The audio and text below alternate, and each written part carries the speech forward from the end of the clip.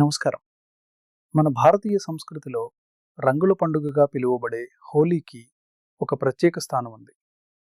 వసంతకాలం రాకను సూచిస్తూ ప్రకృతి పరవశించే ఈ సమయంలో మనం ఒకరిపై ఒకరు రంగులు చల్లుకుంటూ ఆనందంగా గడుపుతాం.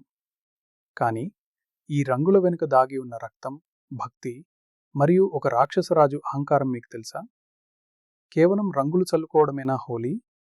లేక దీని వెనుక చెడుపై మంచి సాధించిన విజయం అనే ఒక అద్భుతమైన సత్యం దాగి ఉందా? అసలు హోలిక ఎవరు? ఆమె ఎందుకు దహనం చేయబడింది? చిన్నారి ప్రహ్లాదుని చంపడానికి సొంత తండ్రి ఎందుకు ప్రయత్నించాడు? ఈరోజు మన వీడియోలో హోలీ పండుగ వెనుక ఉన్న ఆ అసలు రహస్యాన్ని, ఆ పౌరాణిక యుద్ధాన్ని తెలుసుకుందాం. వీడియోను చివరి వరకు చూడండి, ఎందుకంటే చివర్లో హోలీ విశిష్టత గురించి మీకు తెలియని కొన్ని ఆసక్తికరమైన విషయాలు కూడా ఉన్నాయి. పురాణాల ప్రకారం కృతయుగంలో హిరణ్యకశిపుడు అనే బలవంతుడైన రాక్షసరాజు ఉండేవాడు. తన సోదరుడైన హిరణ్యాక్షుడిని వరాహ రూపంలో ఉన్న విష్ణుమూర్తి చంపాడన్న కోపంతో హిరణ్యకశిపుడు విష్ణువుపై పగ పెంచుకున్నాడు. లోకమంతటిని తన గుప్పెట్లో ఉంచుకోవాలని, తనకు మరణమే ఉండకూడదని బ్రహ్మదేవుడి కోసం కఠిన తపస్సు చేశాడు. బ్రహ్మదేవుడు ప్రత్యక్షమైనప్పుడు హిరణ్యకశిపుడు అడిగిన వరం వింటే ఎవరైనా ఆశ్చర్యపోవాల్సిందే. అతను ఏమడిగాడంటే, నాకు గాలిలో కాని, భూమిపై కాని, నీటిలో కాని మరణం రాకూడదు. ఇంటి లోపల కాని, ఇంటి బయట కాని నేను చనిపోకూడదు. పగలు కాని, రాత్రి కాని నాకు ప్రాణం పోకూడదు. మనుషుల వల్ల కాని, జంతువుల వల్ల కాని, దేవతల వల్ల కాని నాకు మరణం సంభవించకూడదు. ఏ విధమైన అస్త్రశస్త్రాల వల్ల నాకు చావు ఉండకూడదు. ఈ వరంతో అతను దాదాపు అమరత్వాన్ని పొందినట్లు భావించాడు.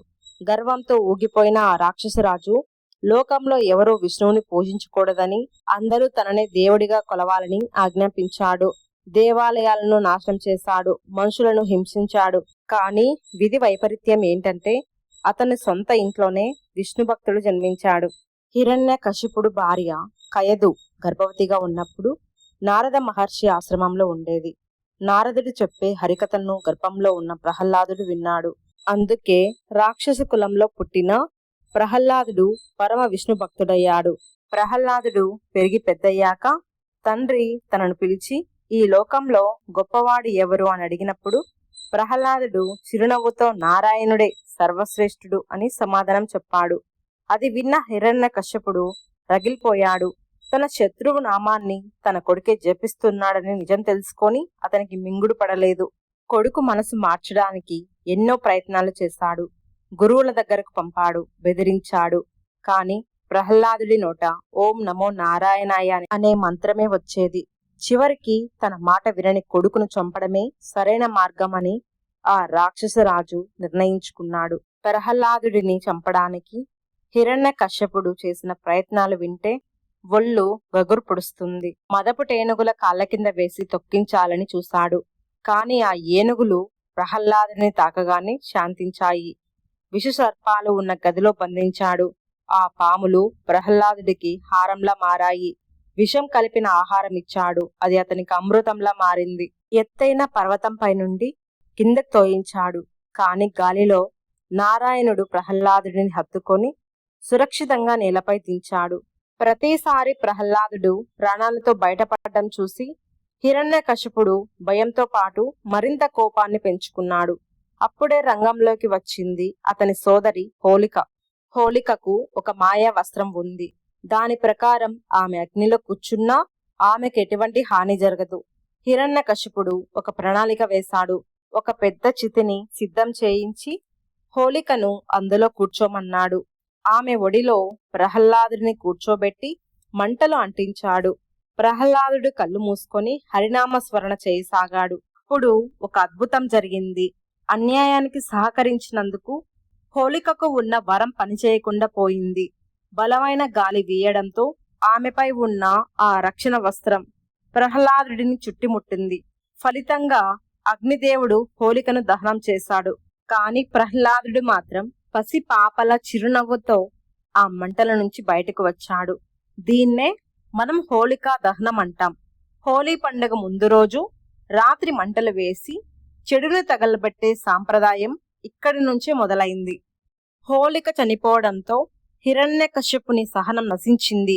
ఎక్కడ ఉన్నాడురా నీ విష్ణువు అని గర్జిస్తూ ఎదురుగా ఉన్న స్తంభాన్ని గదతో కొట్టాడు. అప్పుడు ఆ స్తంభం నుంచి భయంకరమైన శబ్దంతో నరసింహస్వామి సగం మనిషి సగం సింహం ఆవిర్భవించారు. బ్రహ్మ ఇచ్చిన వరాలను ఏమాత్రం అతిక్రమించకుండా, మనిషి కాకుండా జంతువు కాకుండా నరసింహ రూపంలో వచ్చారు. అస్త్రశస్త్రాలు లేకుండా తన గోర్లతో సంహరించారు. పగలు రాత్రి కాని సంధ్యా సమయంలో, ఇంట్లో బయట కాని గడపపై కూర్చొని, భూమిపై ఆకాశంలో కాకుండా తన తొడలపై పెట్టుకొని హిరణ్యకశపుని సంహరించారు. రంగుల పండుగ ఎందుకు జరుపుకుంటాం? హోళికా దహనం తర్వాత వచ్చే రోజును రంగులతో జరుపుకుంటాం.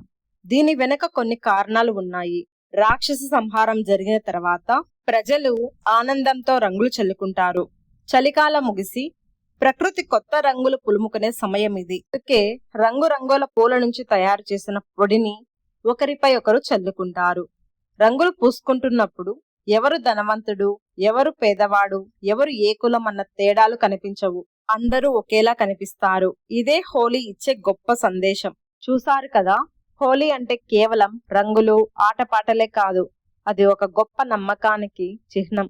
మనలో ఉన్న అహంకారాన్ని, ద్వేషాన్ని హోలికలా దహనం చేసి ప్రహ్లాద లాంటి స్వచ్ఛమైన మనసుతో ప్రేమని, ఆప్యాయతని పంచుకోవడమే ఈ పండుగ పరమార్థం. ఈ వీడియో మీకు నచ్చినట్లయితే తప్పకుండా లైక్ చేయండి. మీ స్నేహితులకు, కుటుంబ సభ్యులకు ఈ కథ తెలిసేలా షేర్ చేయండి. మరిన్ని ఆసక్తికరమైన పురాణ గాథల కోసం మరియు ఆధ్యాత్మిక విషయాల కోసం మన ఛానల్ని ఇప్పుడే ఫాలో అవ్వండి. సబ్స్క్రైబ్ చేసుకోవడం మర్చిపోవద్దు. పక్కనే ఉన్న బెల్ ఐకాన్ని క్లిక్ చేస్తే మేము వీడియో పెట్టగానే మీకు నోటిఫికేషన్ వస్తుంది. మీ అందరికీ ముందుగా హోలీ శుభాకాంక్షలు. మీ జీవితం కూడా ఈ రంగులలాగే ఎప్పుడు కలర్ఫుల్గా ఉండాలని కోరుకుంటున్నాను. నమస్కారం.